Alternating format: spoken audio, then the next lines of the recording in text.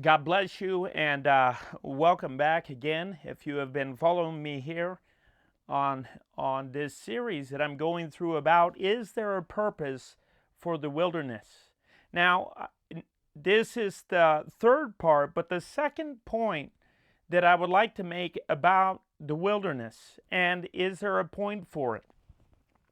And this one I would like to say the point is it is where God shows us what is in our heart and the solution for our problem.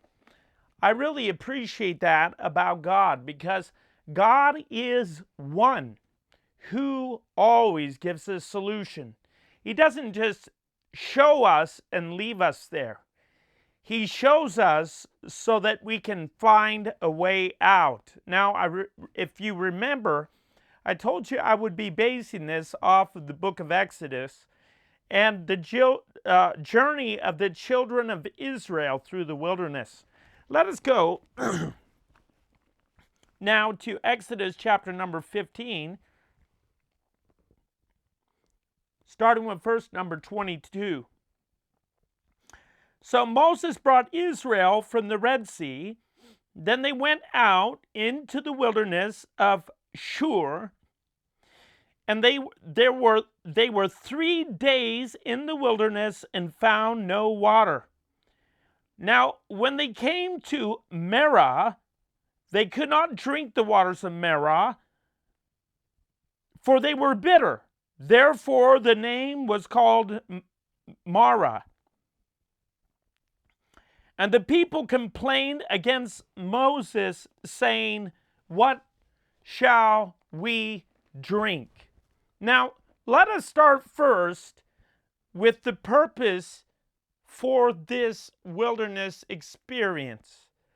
You know, oftentimes when we are tested, when we are tried, when we go through difficulty, for instance, like not having a job, not having income, or being inconvenienced by having to stay in your house most of the time. Oftentimes these types of situations reveal to us what is in our hearts. Now, isn't that interesting? Now, Moses, you have to understand, Moses led them through the wilderness. And he got to the Red Sea, and a miracle happened. God led these people across dry ground, across the Red Sea. And here they are. They're about 3 days into the wilderness. I'd like to remind you of what Moses said to say to Pharaoh that he should let the people go, that they may go 3 days' journey into the wilderness and worship the Lord there. And I'd like to say that it wasn't the wilderness that produced what was inside of the Israelites' hearts. It was the wilderness that was merely being used to show us what the Israelites had in their hearts. And that is exactly why sometimes we go through the wilderness. You see, it isn't our situation that causes us to have the trouble. It's that situation that God uses to show us what is in our hearts. And why does he show us, my friends? So he can leave us there? God forbid. My friends, God is faithful. You see, consider it all joy when you go through various trials and tribulations, knowing that the testing of your faith produces something. You see, when we go through these trials, like these people did, I'm going to guarantee you that if you were in their shoes, a lot of us, we point at them and say, "What is up with these Israelites? Here they are. God has set them free. He took them across the Red Sea. He destroyed their enemies that were pursuing them. And my friends, isn't that what happened to us? God, He set us free. He delivered us. He brought us across the sea of salvation, and He destroys our enemies, the devil. And my friends, they started to complain. Why is this place so bitter? Why is it so distasteful to us? We want something sweet. We want something blessed. Give us good stuff. Give us blessing. You see, this is where the people start to see what is in their heart. Now, I'd like to share the second point of this message today. You see, it's not just to show us what's in our heart, but it's to show us the solution. Now, it says here in verse 25, so Moses cried out to the Lord, and the Lord showed him a tree, and he cast it into the waters, and the waters were made sweet, and there he made a statute and an ordinance for them, and there he tested them. You see, he tested them and said, if you diligently heed the voice of the Lord your God and do what is right in his sight and give ear to his commandments and keep all his statutes, I will put none of these diseases on you in which you have been brought out as from the Egyptians, for I, the Lord your God, heals you. My friends, what an interesting thing we see here.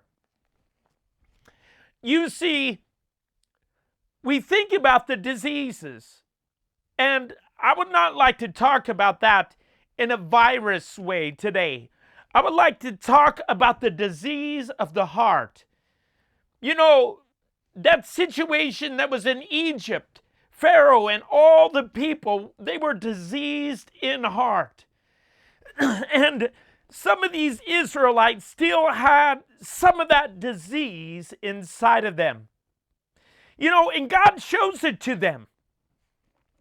And he says, look, there is an answer to this. See that tree over there? Take that tree and throw it into the water, and the waters will be turned sweet. My friends, that is exactly what happens for us.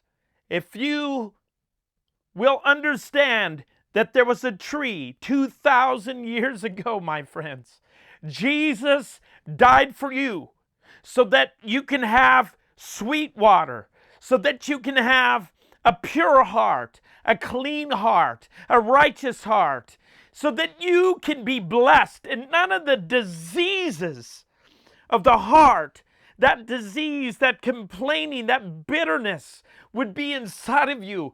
But as God says that I will take out the heart of stone out from you and put in a heart of flesh, and I will give you a new heart, and you will trust in me, and you will walk in my commandments, and you will do them. And it says, if you will do this, if you will observe this, if you will look at this tree, I will make a statute to you here.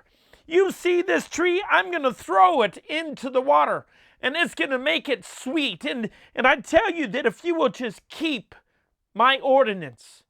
And what is the ordinance? What is it that God asks of us? That you should love the Lord your God with all your heart. You see, when the disease of this world is when the world gets into our hearts. And when it all goes awry, when it goes wrong all around us, when we're tried and tested, and God starts to show us what's in our heart, my friends, there's an answer. It's that tree. It's that tree that was given 2,000 years ago, the cross of Jesus Christ. And my friends, what a sweetness there is at the cross, where every one of us, we get our diseased hearts healed and made new by the grace of the Lord Jesus Christ. May you, during this time, maybe you're in a place where you're realizing that, man, I got this heart this heart that's complaining. You know, there's many things to complain about. Complaining about Democrats and complaining about viruses and all sorts of other things that there is. May you, if you have that complaining in your heart, maybe that disease, that bitterness has taken a root inside of your heart. May you remember that there was a tree given. My friends, the sweetness of the sacrifice of Christ is enough to heal every single one of us. May God bless every one of you with that truth, that you may experience the sweetness of your soul because of Jesus Christ. God bless every one of you.